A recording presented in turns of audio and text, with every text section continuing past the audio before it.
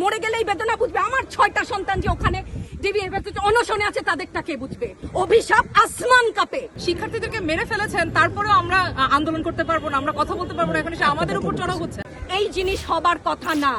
উনি যদি সত্যিই বুঝতেন, মুগ্ধের মা, অন্য যতগুলা শিশু থেকে শুরু করে, শিক্ষার্থী থেকে শুরু করে, মরে গেলেই বেদনা বুঝবে। আমার 6টা সন্তান যে ওখানে অনশনে আছে তাদেরটা কে বুঝবে? বুলেট আপনি দেখেছেন বাবা মায়ের আর্তনাদ। অভিশাপ আসমান কাঁপে। আপনাদের কাঁপে না? তার কাঁপে না? অভিশাপের ভয় হয় না? বুকগুলা ঝাঁঝরা হয়ে গেছে আমার সন্তানদের। রাবার বুলেট বলবেন, কি বলবেন? এগুলো অস্ত্রের মুখে দাঁড়িয়ে আছে। আমাদের পয়সায় কেনা বুলেটে আমাদের সন্তানদের আপনারা বুলেট ছুটছেন। আর কত, আর কত? পুলিশ ভাইদেরকে বলি, ভেতরে তো আপনিও মানুষ, পুলিশ ভাই বলি না, ক্ষমা করবেন, মুখ থেকে বার হয়ে গেছে। তাদের ঘরেও সন্তান আছে, তাদের খোলসের ভিতরেও মানুষ। যারা এখনো ঘরে আছেন তারাও জানেন আর কতদিন ভয় পাবেন। ভয়েই থাকেন। একটা মারবেন 10টা আসবো, 10টা মারবেন লক্ষ আসবো। সারা দেশের মানুষ, মা বাপ সব একসাথে দাঁড়াবো। ওদের সন্তানকে মানুষ করার জন্য আমাদের কাছে, শিক্ষকদের কাছে পাঠিয়েছিল। কি জবাব দিব? আমার তো কোনো মুখ নাই, আমি শিক্ষক, আমার ভাষা নাই। তাদের কাছে হাত জোর করে মাফ চাই। নিরাপত্তা দিতে পারি নাই, নিরাপত্তা দিতে পারি নাই। মনে হয় রাস্তায় শহীদ হয়ে গেলে যদি এই লজ্জা আমার কিছুটা কাটে। ওদেরকে বলবার আমার কিছু নাই। আমি হিজাব পরি, বলেন আমি হচ্ছে গে জঙ্গি। আরো বলেন না, যারাই প্রতিবাদ করছে জঙ্গি। হ্যাঁ, 71-এর সময়ের জঙ্গি এক যদি চেহারা অমন হয়, 24-এর জঙ্গির চেহারা এরকম হবে। তাহলে দল করলেই কেন? দল করার এটা স্বীকৃতি দিতে হবে না। দল করলে ক্ষতি কি? অধিকারই তো চাচ্ছি, সাধারণ মানুষের অধিকার চাচ্ছি, ক্ষতি কি? কেন বারবার আমাদেরকে এই কথাটা শুনতে হয়? এই বিভাজনের সুযোগ তো তারা বারবার নিয়েছে। আবার কেন? পিছু হটবা না, ভয় পাবা না। তোমাদের শিক্ষক আমরা লজ্জা পাই, তোমাদের থেকে শিখেছি।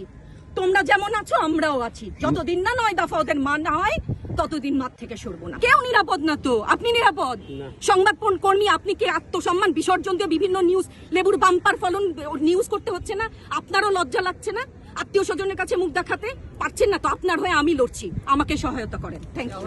সমন্বয়কদেরকে তো ধরে নিয়ে কি এক নিরাপত্তা হেফাজত, যে যার কোনো ধরনের এরকম কোনো এক্সাম্পলই নাই সারা পৃথিবীতে, সেই জিনিসের নাম করে তাদেরকে আটকে রেখেছে এবং সেখানে 32 ঘন্টা ধরে আমাদের এই শিক্ষার্থীরা অনশনে আছে।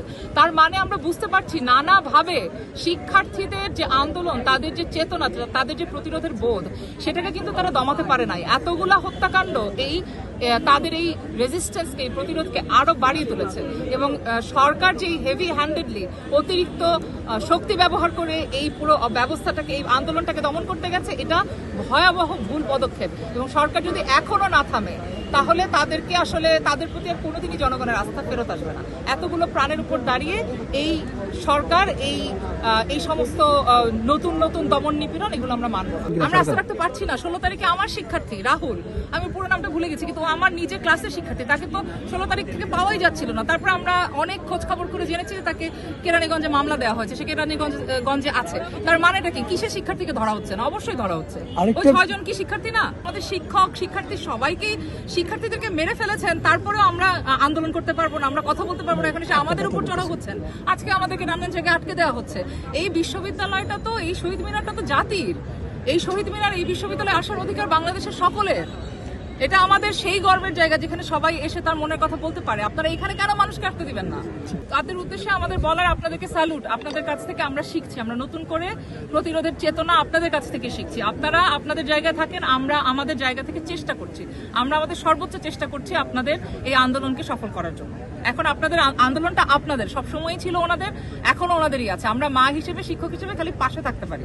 আমরা কিন্তু ওনাদের আন্দোলন করে দিচ্ছি না, ওনারা ওনাদের আন্দোলন করছেন। এটা খুব পরিষ্কারভাবে সবার বুঝতে হবে। শিক্ষার্থীদের আন্দোলন শিক্ষার্থীদের, এবং তারা খুবই যুক্তিসঙ্গতভাবে, খুবই সুশৃঙ্খলভাবে আন্দোলনটা করছে। সেই আন্দোলনে আমরা খালি সাথী হতে পারি, সেটাই আমরা হওয়ার চেষ্টা করছি। ধন্যবাদ।